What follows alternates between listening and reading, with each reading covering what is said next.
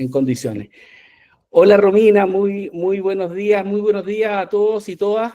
Estamos hoy día en un conversatorio que esperamos sea muy interesante y de provecho para todos, fundamentalmente orientado a la nueva ley de protección de datos y que tiene implicancias muy relevantes para temas de compliance, evidentemente para temas de protección y tratamiento de datos personales, pero también para el tema que en general ha sido nuestra materia, digamos, de desarrollo profesional, que es el tema de compliance corporativo. Las empresas pueden hoy día diseñar o van a poder diseñar o implementar lo que se ha denominado un modelo de prevención de infracciones, ¿cierto? Un modelo de prevención de infracciones de la Ley de Protección y Tratamiento de Datos Personales, la Ley 21.719, y luego incluso certificarlo ante la Agencia de Protección de Datos para efecto de obtener una atenuante en caso de infracción. Eso hice un pequeño resumen, digamos, de lo que nos ha señalado la norma. Y para conversar de este tema tenemos a Romina Garrido, que es una eximia especialista en temas de protección de datos, y en que estaremos conversando con estas dos aristas, ¿cierto?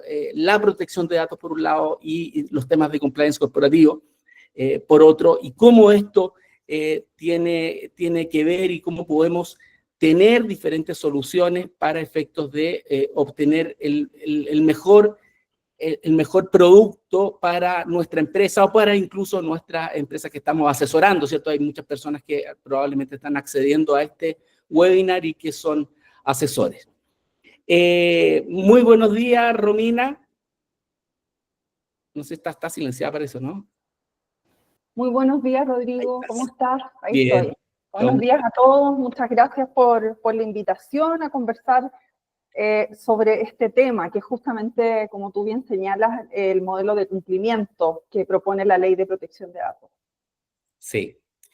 Oye, Romina, mira, dándole una mirada, ¿cierto?, a la nueva ley, la ley nos dice precisamente cuáles son los elementos que debiera tener un modelo de prevención de infracciones. Y el primer elemento, bueno, que son muy parecidos, ¿cierto? Son muy parecidos a los elementos con algunas particularidades, pero probablemente el gran tema va a ser los detalles acá.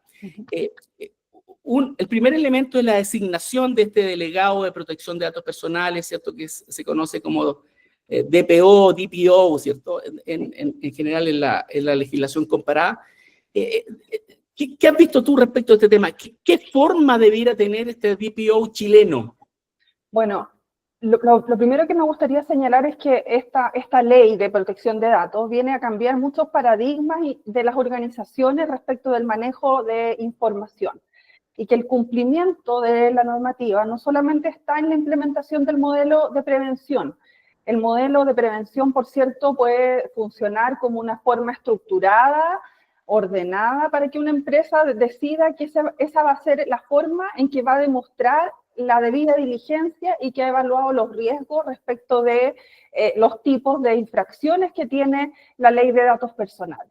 Entonces, lo primero, antes de entrar al detalle del DPO, que me gustaría señalar, es que con el modelo de prevención no es que se asegure el total cumplimiento, porque hay muchas otras obligaciones de la ley y obligaciones de los responsables que están dispersas en la normativa y que no forman parte del modelo de prevención. Eso por una parte.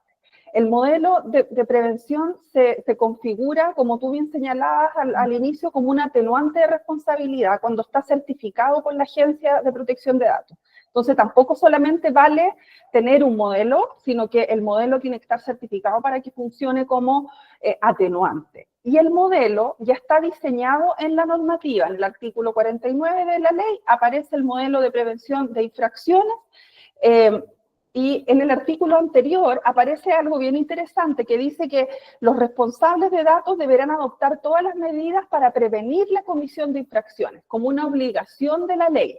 Pero luego la ley dice que el modelo de prevención es voluntario.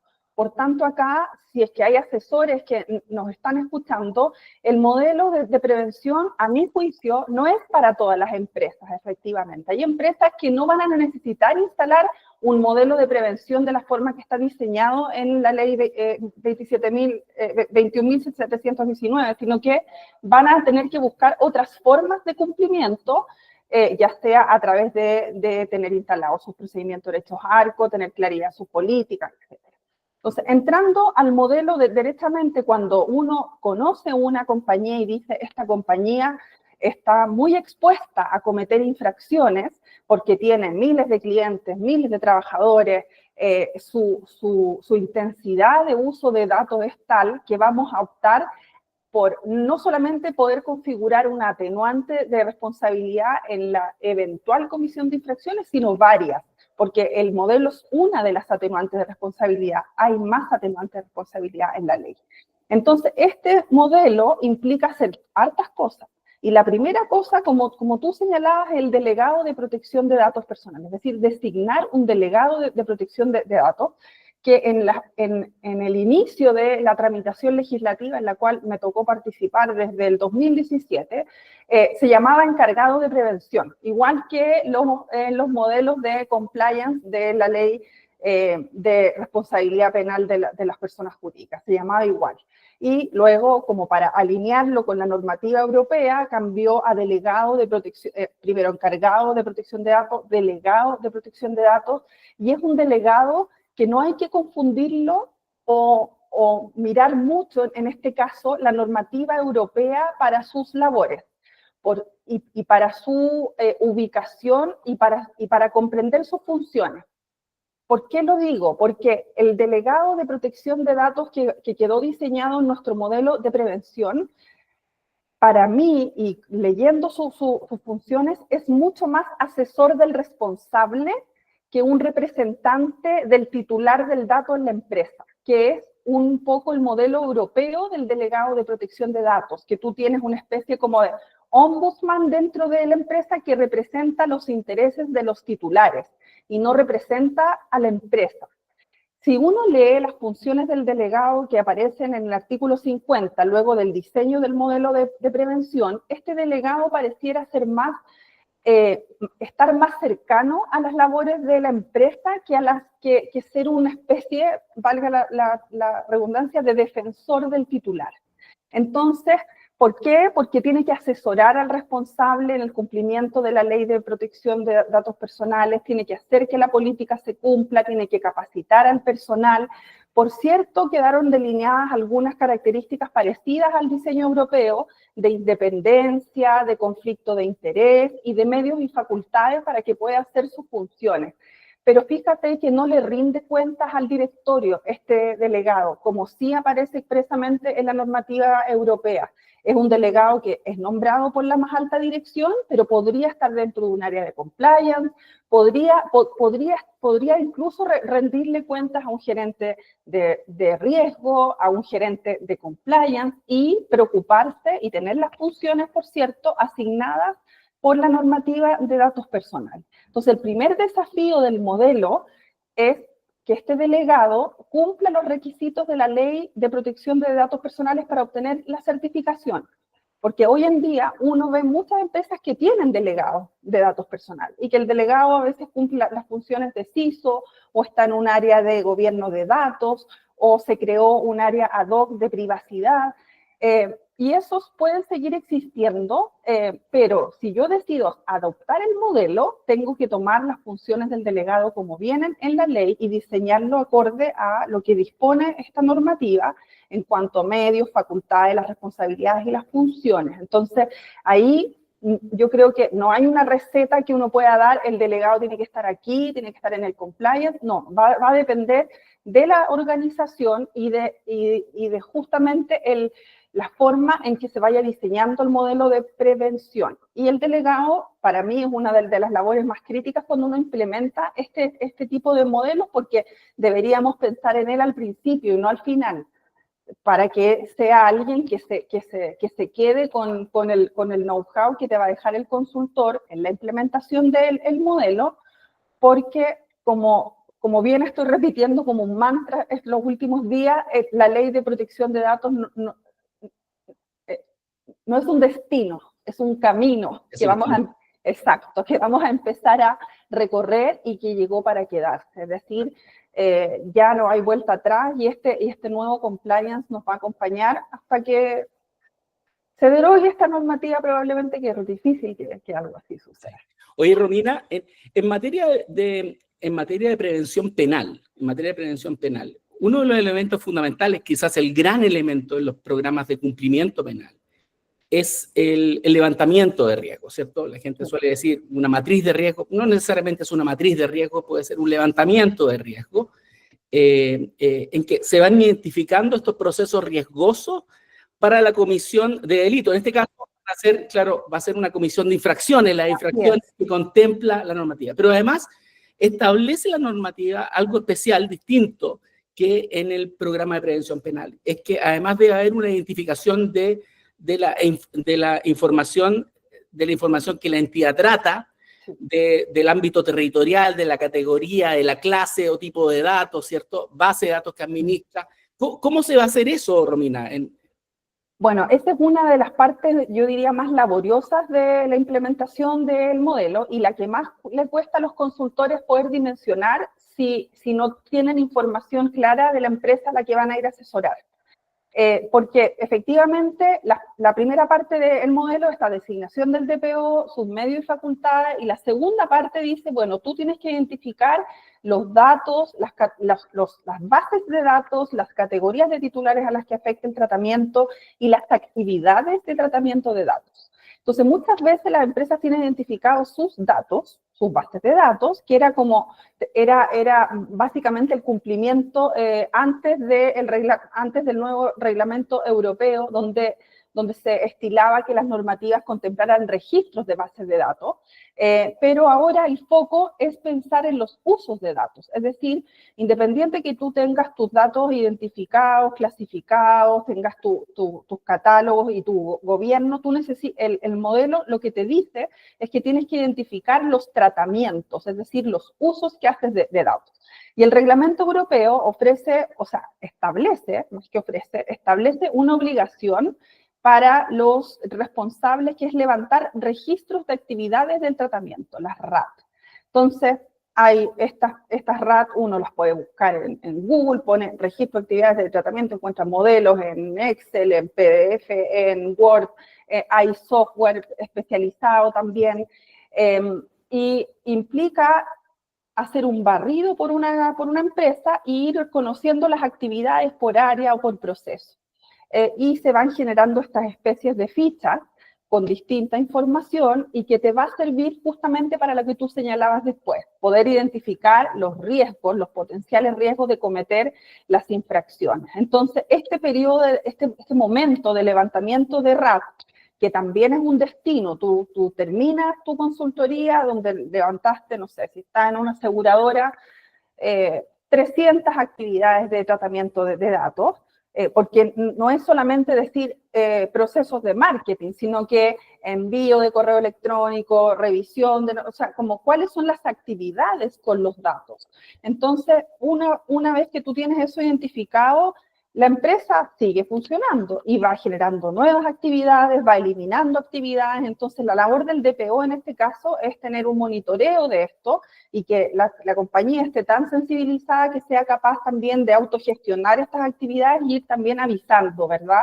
Oye, estas actividades las dejamos de realizar, a estas actividades le estamos sumando esto. En las RAT uno identifica las finalidades, la base de licitud, los datos que se tratan, las medidas de seguridad, los derechos de los titulares, va identificando una serie de información mínima donde los europeos ya llevan harto adelantado. En Chile esto de las RAT aparece solo a propósito del modelo de prevención como una actividad, Y también, fíjate, Rodrigo, aparece en la norma 514 de finanzas abiertas. También aparece ahí como obligatorio para quienes entran a este sistema levantar las RAT. Entonces, este proceso de levantamiento de RAT es uno de los más largos, diría yo, de un proceso de implementación que te sirve, como decíamos, para poder identificar aquellas actividades de tratamiento de datos donde hay más riesgo de cometer infracciones, y fíjate que también te sirve para generar un diagnóstico, porque tú cuando estás llenando estas RAT y estás haciendo entrevistas, el consultor tiene que ser muy, digamos, muy consciente de que va a llegar con preguntas que probablemente la organización no va a tener cómo responder, y va a tener que de ahí apoyar en la generación de las bases de licitud, y se va la consultoría haciendo, ¿verdad? Va tomando otros matices, ¿verdad? Entonces tú ahí vas también generando brechas de que identificaste tantos tratamientos que no tenían claras sus medidas de seguridad, que no tenían claras sus bases de licitud, que no tenían claro con quién compartían los datos. Acá te sirven, este proceso es uno de los más largos y es bien entretenido también, porque tú vas identificando todas las relaciones con concesionarios de datos, con encargados del tratamiento subcontratado, y vas también identificando estas brechas, porque no todo va a estar claro. Entonces, el levantamiento de RAT tampoco va a ser un fin, sino que te va a ayudar a hacer un diagnóstico y a decir, oye, todos estos forados me quedaron acá y tengo hasta el 2026, hasta el 1 de diciembre del 2026, para completar, para tener claridad en esta información, para poder ajustar los 40 contratos de encargo de tratamiento que encontré, etcétera. Entonces, este periodo es muy rico y muchas empresas dicen, no, que todavía tengo tiempo. Fíjate que no es tanto tiempo cuando uno empieza a pensar en la implementación del compliance, sobre todo en este periodo del levantamiento de actividades, que no es el levantamiento de riesgos. Claro. Entonces, después viene esto que tú mencionabas de que puede ser un levantamiento de riesgo, generar matrices, y no son matrices de prevención del delito, sino que son de las infracciones, que son 31 infracciones de la Ley de Datos Personales, y donde tú identificas cuáles son las actividades más riesgosas y qué haces para mitigar el riesgo.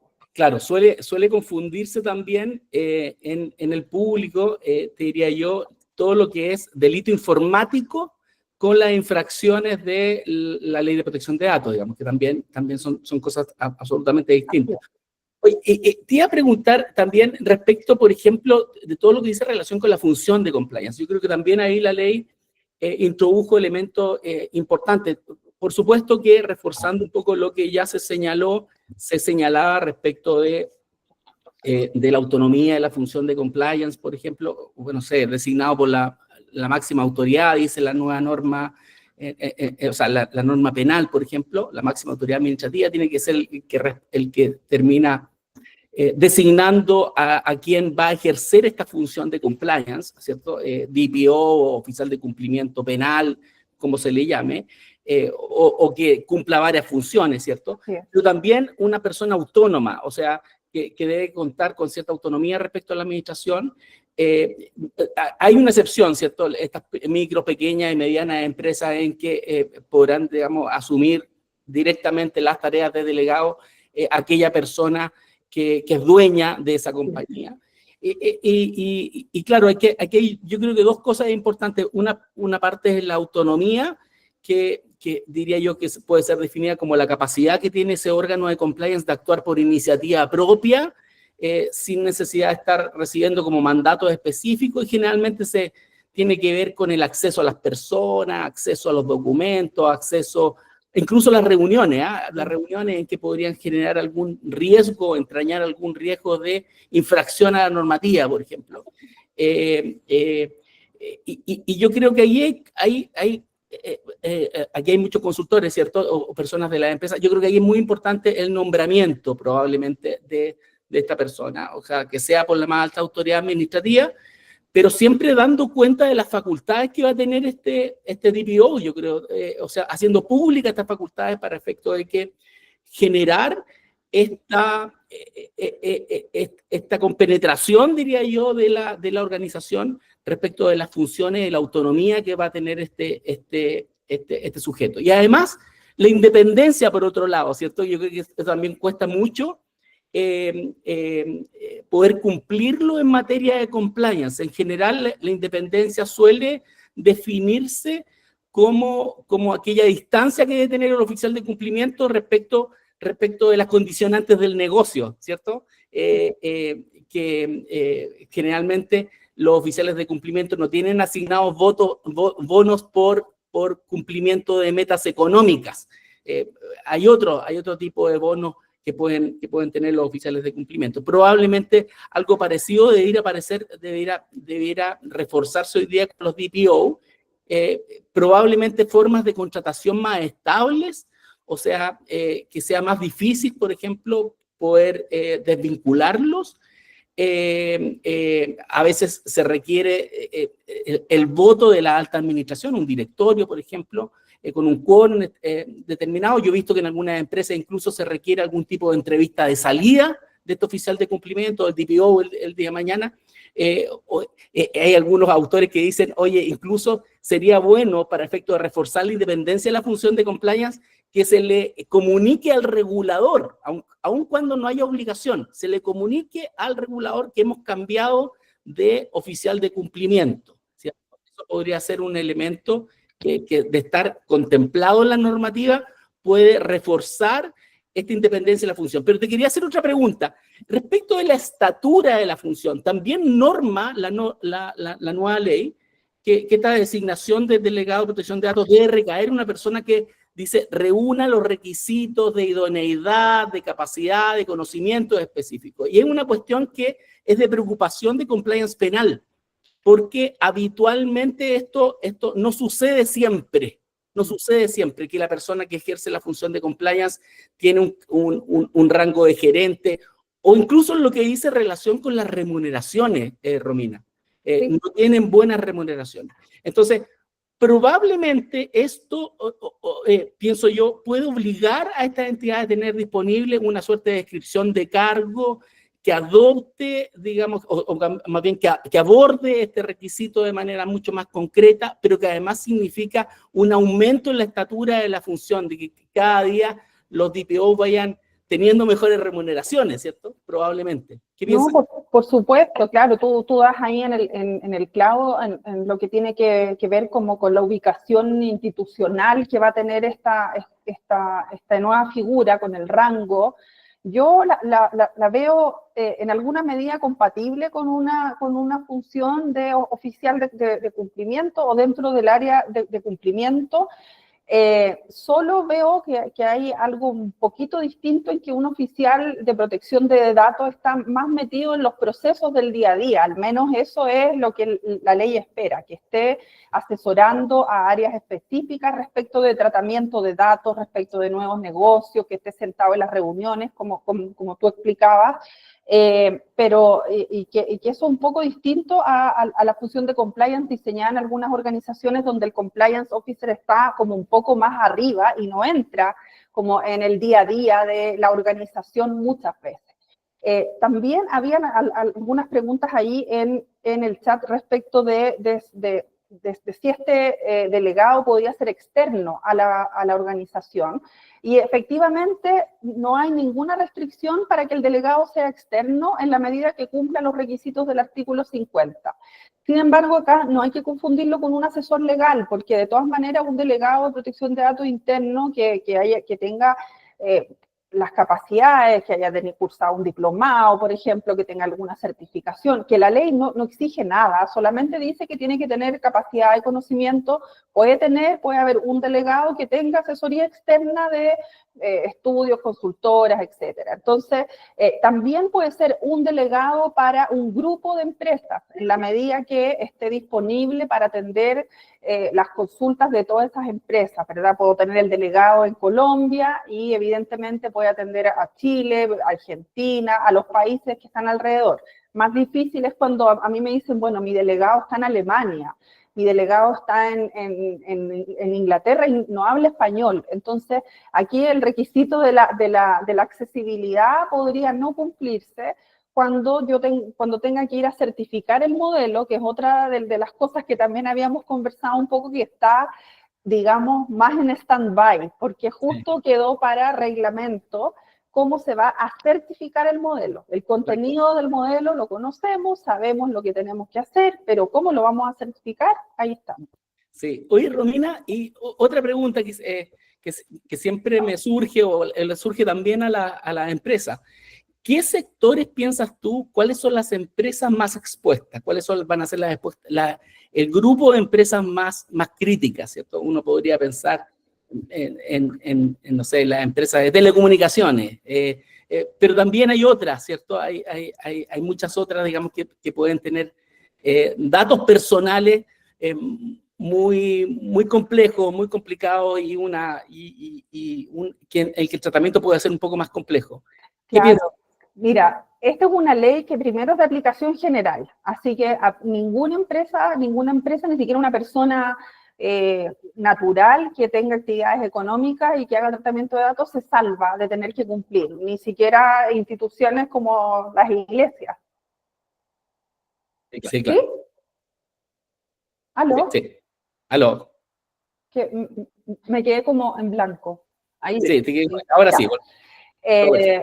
Y efectivamente hay sectores mucho más expuestos en este sentido. Yo diría sectores como retail, telecomunicaciones, en el sentido que tienen campañas de marketing que son muy agresivas y que esta ley los va a combinar de alguna forma a cambiar en cuanto a las llamadas no deseadas. Que es algo que hoy en día uno ya no contesta un teléfono que no conoce, porque lo más probable es que sea una compañía de telecomunicaciones ofreciéndote que te cambies, y cuando le preguntas, oye, ¿de dónde sacaste mis datos?, te cortan el teléfono. Entonces, telecomunicaciones, retail, salud, yo creo que es uno a pesar de que tenemos normativa en ese ámbito que regula la ficha clínica, los datos sanitarios, es mucho más que solamente la gestión de la ficha clínica propiamente tal. Y fíjate que donde yo también he visto un desafío, Rodrigo, es a propósito de empresas que ofrecen servicios para el compliance, que son a veces datos que se toman de fuentes públicas. Mira qué buena es. Y tenemos un cambio en la regulación de las fuentes públicas. No son datos que no se van a poder seguir usando, sino que son datos que vamos a tener que estudiar muy bien el interés legítimo para poder seguir apoyando al compliance a través de los datos que vienen de archivos, de base de datos judiciales, de deudores, de muchas bases de datos que están abiertas al público, y que cuando se hace un reprocesamiento de esa información, se toman estos datos que han sometidos ahora a la Ley de Protección de Datos. Claro, es muy complicado eso, Romina, porque además muchas veces esas bases de datos no están al día. Así es. Sí. Porque eso es va cambiando día a día. Una persona puede ser imputada en un delito y al día siguiente puede salir sobreseída, por ejemplo, ¿cierto? Sí. Entonces, tener estos datos, realmente ahí puede haber un interés superior.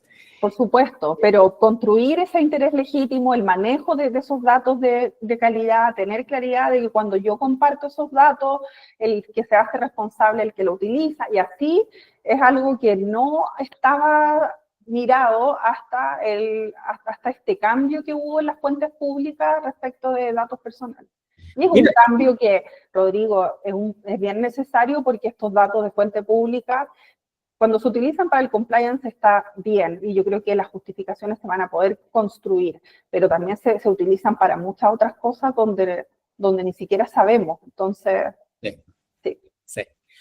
Claro, yo creo que también es un tremendo desafío para temas de compliance corporativo, porque muchas de estas herramientas tecnológicas se han ido desarrollando sobre la base de Big Data, ¿cierto? De recurrir a una fuente de datos que antes resultaba inmanejable, y que hoy día han surgido una serie de soluciones para efectos de lograr un mejor due diligence, por ejemplo, una mejor investigación de ese proveedor, pero que muchas veces se recurre a algunos temas que están en el borde, ¿cierto? Y que probablemente ahora van a ser infracciones, derechamente.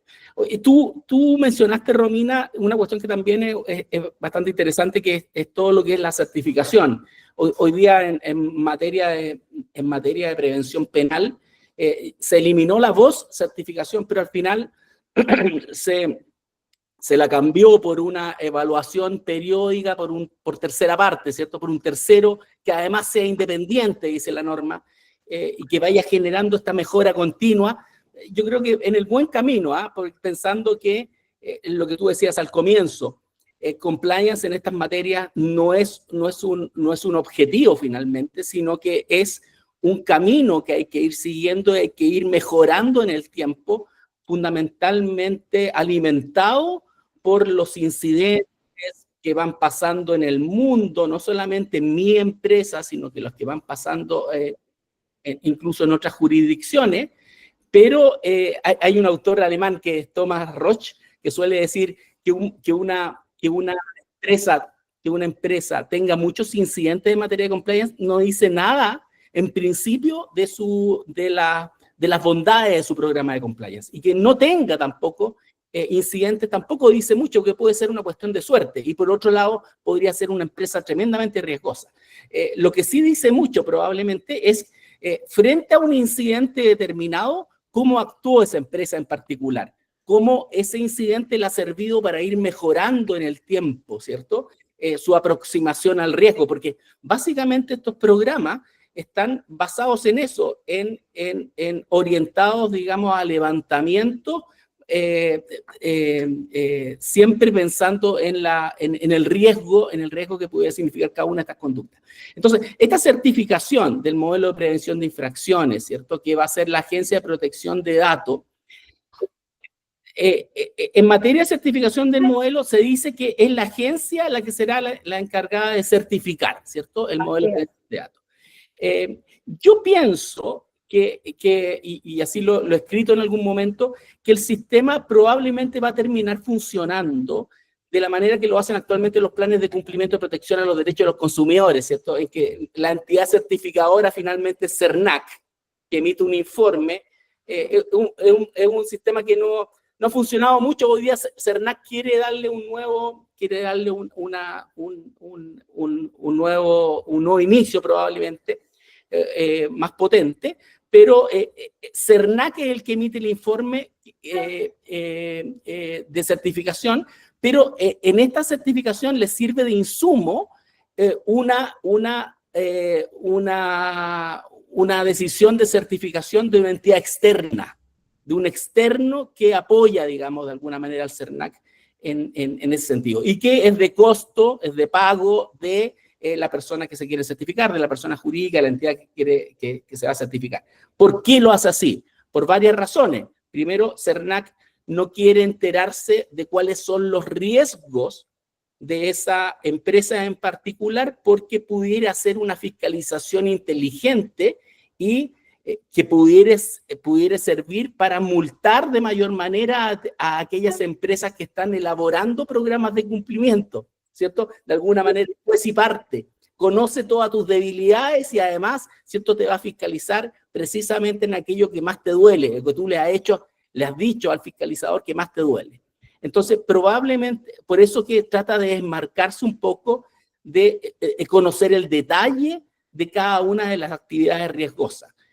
Yo creo que en el tema de la Agencia de Protección de Datos puede darse una solución parecida. ¿Qué piensas tú, Romina? Yo también coincido plenamente contigo, sobre todo pensando en el tamaño inicial que va a tener esta agencia, por una parte, de asuntos prácticos, de la capacidad de poder certificar toda la industria, porque esta ley transforma los datos en un sector regulado y todas las empresas tienen datos, sino solamente de clientes, de sus trabajadores, sector privado, sector público, con lucro, sin fines de lucro. Esta ley les aplica a todos. Entonces, la capacidad, de hecho, de la agencia no va a existir. Y yo creo que lo más lógico es que cuando se dicte este reglamento, que es uno de los 3 reglamentos de la ley de datos personales, yo creo que se va a adoptar por algo parecido. Estos reglamentos deberían dictarse durante los próximos 6 meses por el Ministerio de Economía, ingresarse a la Contraloría para ya tener claridad, ojalá de aquí a fin de año, cómo va a ser el proceso de certificación, y que lo más probable que por los motivos que tú también señalas, evidentemente, la agencia es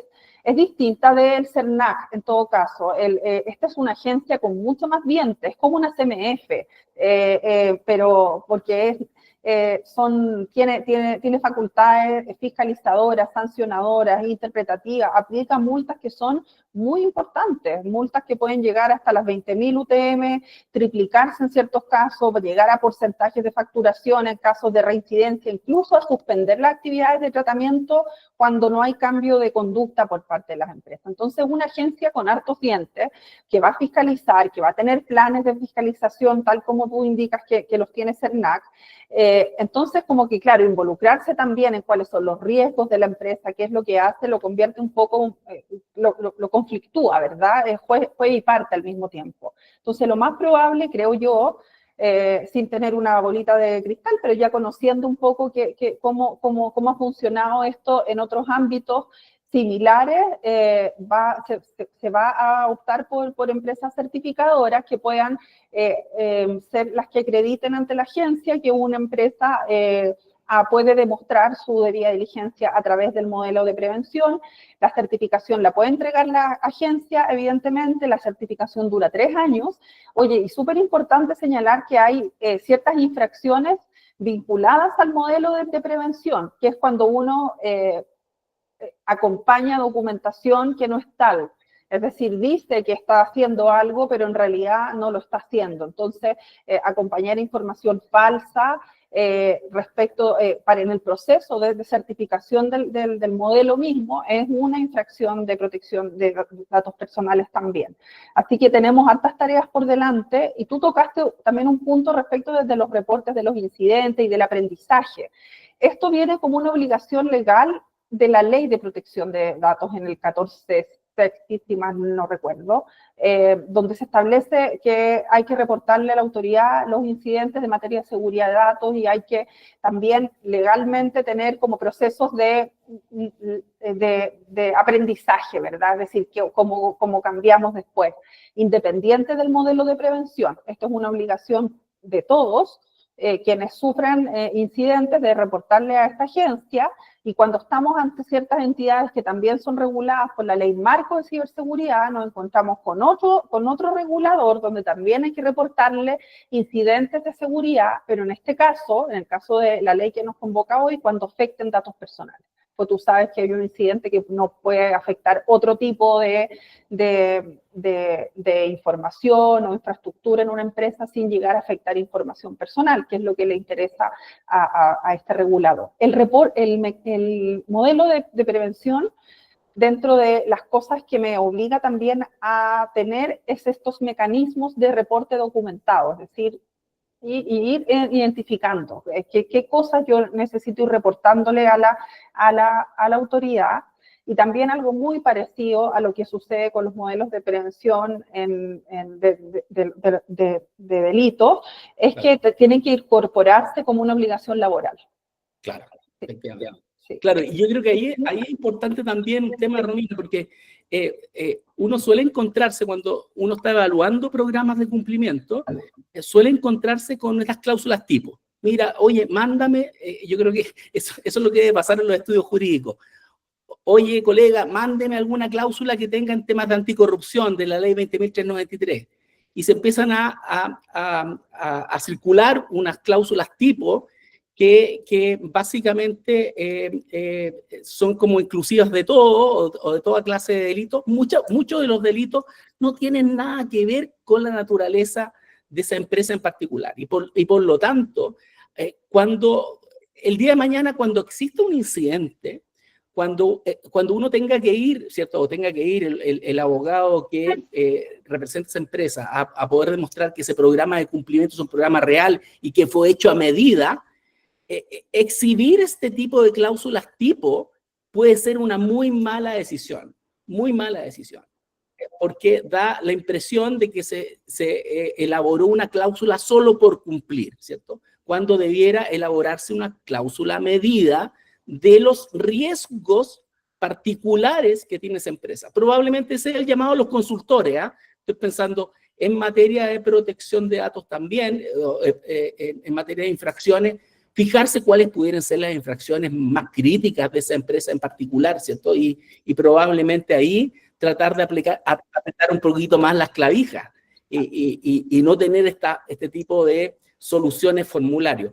Por supuesto. Oye, yo me gustaría ahí colgarme de algo que pasa mucho en protección de datos, que son las políticas de privacidad tipo. Mándame una política de privacidad que yo, básicamente tú le cambias con el Word, así como el nombre, pero por cumplir, ¿verdad? Entonces, y muchas veces en estos procesos de consultoría, como la empresa quiere ver resultados más rápido, te dice, oye, redáctame la política de privacidad al tiro. Entonces, tú ni siquiera has levantado las actividades de tratamiento, no sabes cuáles son los riesgos, no sabes nada de mucho y tienes que redactarle una política de privacidad tipo, como tú bien dices, donde lo más probable es que al final del proceso de consultoría tú le digas, en realidad tú acá tienes que incorporar todo esto al final.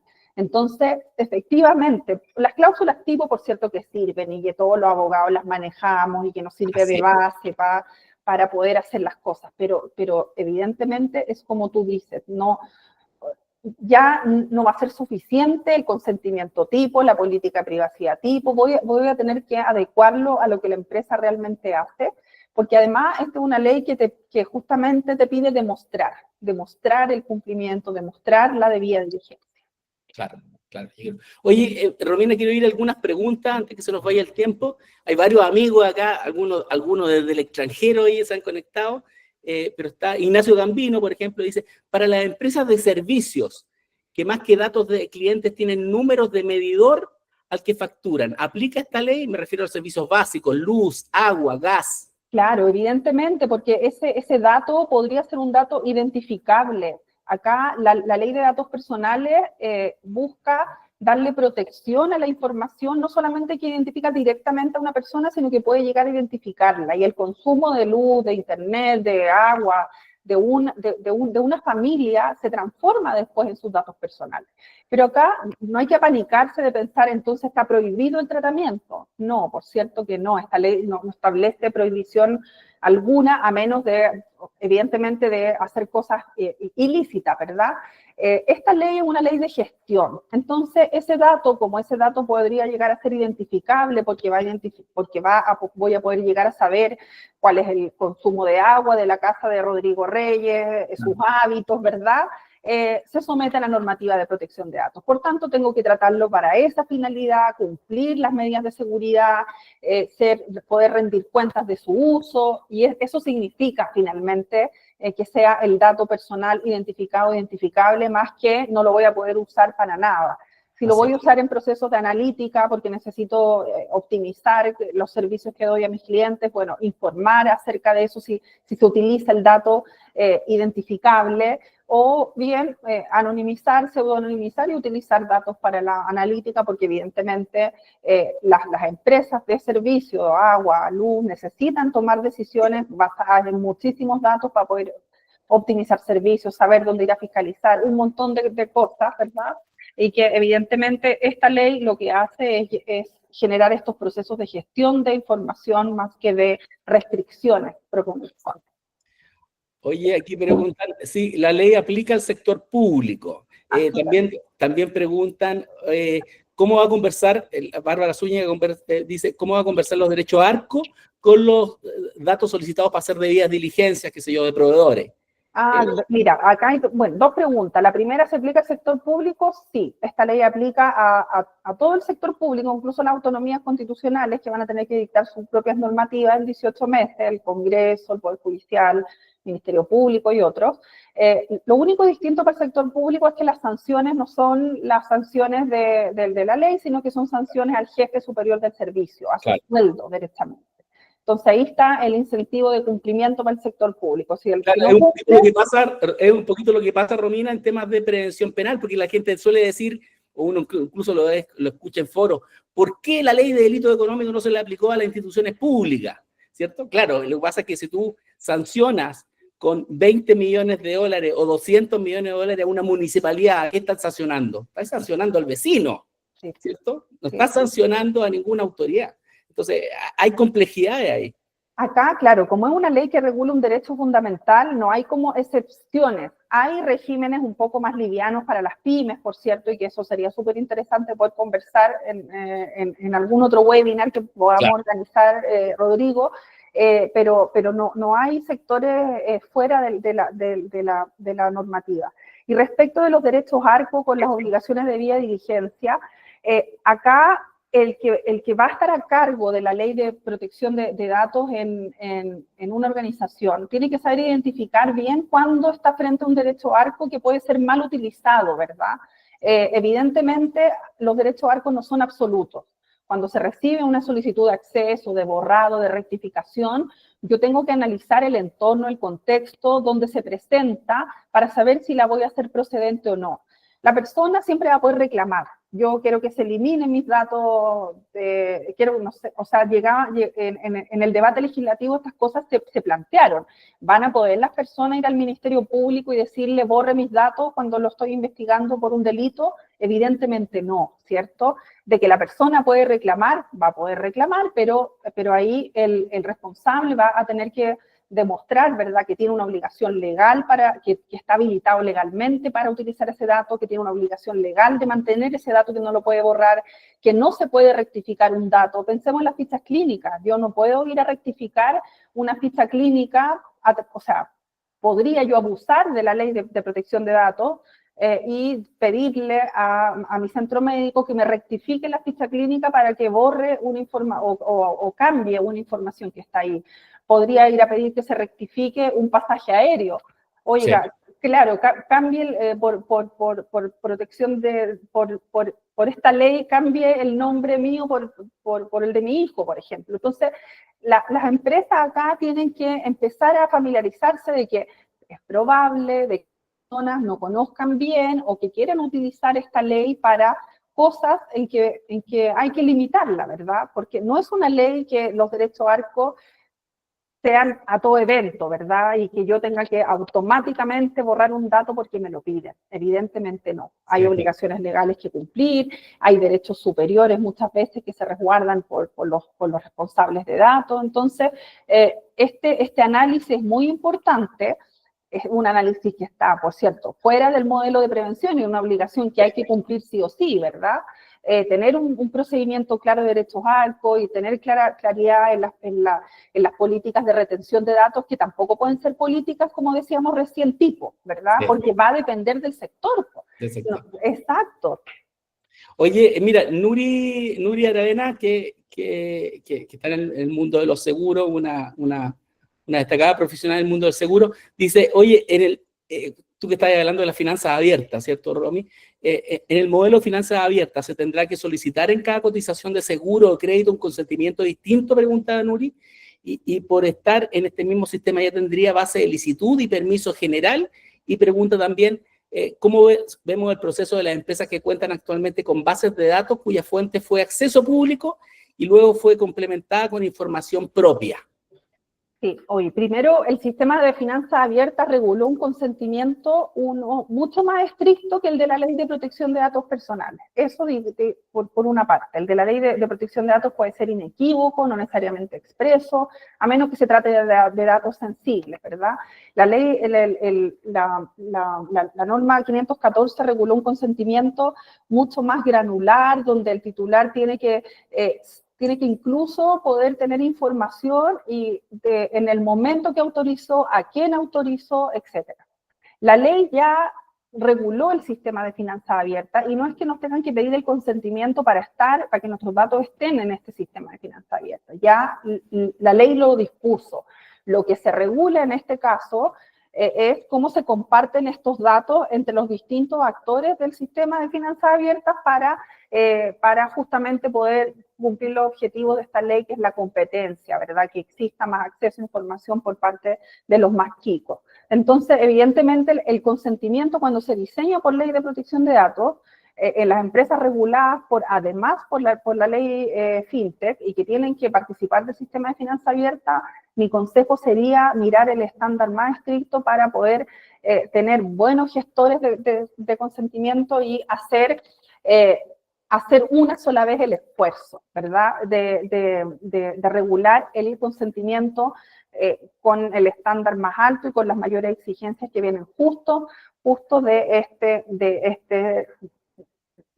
sistema, que va a ser un desafío no solamente para el sector financiero, sino que para las empresas aseguradoras, para las cooperativas, para todos estos que en 3 años más, 4 años más, van a tener que estar en cumplimiento de este tipo de requisitos, ¿verdad? Y era una pregunta mucho más larga, pero ya...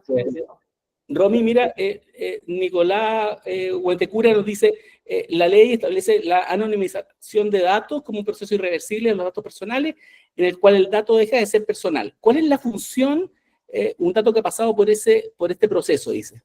¿Cuál es la función? ¿Cómo? A ver, no, mira, esta ley es una ley que regula el dato personal. Cuando el dato ya no es personal, porque pasó por un proceso de anonimización, queda fuera de la ley de protección de datos.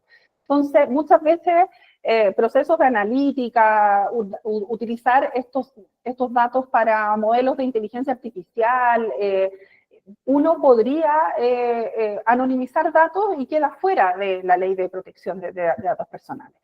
La ley prevé la pseudonimización como una medida de seguridad, además, que es solamente reemplazar un atributo, pero que claro, fácilmente reversible después, como un proceso de seguridad. Anonimizar datos lo hace lo más seguro para hacer procesamientos secundarios, cuando yo no necesito datos personales para cumplir las finalidades que tengo que cumplir. Si yo necesito los datos personales para, por ejemplo, entrenar modelos de IA, bueno, tendré que después justificar el uso de esos datos. Para la anonimización, y ahí viene otra pregunta, si debe pedir autorización al titular de los datos, no, porque la empresa puede tener sus procesos de retención, eliminación. La anonimización finalmente es eliminación de datos en estricto rigor. Tú eliminas el conector, ¿verdad? Y te quedas con información que no puedes relacionar con una persona física. Si tú ya no tienes ninguna relación con esa persona o teniéndola, tú ya eliminas ese conector, tú podrías evidentemente informar en tus políticas, si vas a hacer procesos de anonimización, por deber de transparencia, que tú anonimizas los datos personales y que los utilizas después para tus finalidades propias, si quieres, como una medida de transparencia. Pero no hay que pedir la autorización para la persona para anonimizar, ni tampoco para subcontratar tratamiento, etc. La pregunta era sobre datos que vienen de fuentes públicas. De fuentes públicas. Eso da para que conversemos para otro webinar, pero efectivamente acá Rodrigo, la clave va a ser identificar los intereses legítimos. Claro. Básicamente. Oye, nos están pidiendo un webinar para las pymes, dice aquí ya, pues feliz. Sí, María Inés Tomás es. Oye, ya por Romina, yo estamos en la hora, te quería agradecer. Bueno, Romina Garrido, no lo dije, este es un evento que organizamos entre Prieto y Prelafit. Y es muy importante. Probablemente, claro, es muy importante, pues nos retan, pero vamos a seguir seguramente durante el año también tratando otros temas que pueden ser interesantes o algún incidente que pudiera parecer interesante también para efectos de poder sacar algunas conclusiones para ver cómo ayudamos en definitiva, porque esto es una comunidad, ¿cierto? Yo creo que estamos armando una comunidad y en la comunidad tenemos que tratar de ir generando estas buenas prácticas, cómo hacemos mejor las cosas, eso es lo que uno siempre le dice a los clientes, cómo trata esto, lograr que sea una oportunidad para hacer mejor negocios. Al final del día, eso es lo que uno quiere, que Chile, o que las empresas chilenas, o las empresas que están en nuestra regulación, se destaquen del resto, y que hagan mejores negocios, puedan ganar más plata, ojalá, siempre con este sello al final, ¿cierto? Con este objetivo que es hacer negocios limpios, negocios legítimos, negocios respetuosos de los derechos de las personas. Esa es la idea. Muchas gracias, Romina. No sé si quieres dar algunas palabras finales. No, muchas gracias. Se pasó volando el tiempo. Muchos desafíos por ahí. Veía al Nico Millán, que no lo veo hace mucho tiempo. Hola, Nico. Y efectivamente, como comenta él ahí en el chat, 2 años no es mucho tiempo. Yo también veo algunas empresas muy relajadas diciendo todavía tenemos tiempo, hay que hacer muchas cosas.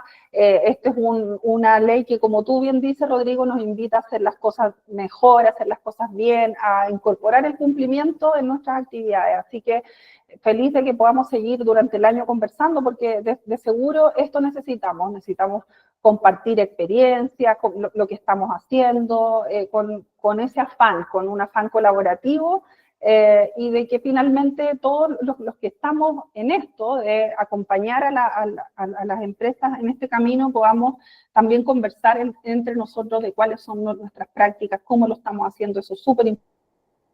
Estamos todos en un proceso nuevo, ¿verdad? Mirando, por cierto, experiencia europea, pero nosotros no somos Europa, somos Chile, queremos que nuestras empresas crezcan, queremos... Mejores.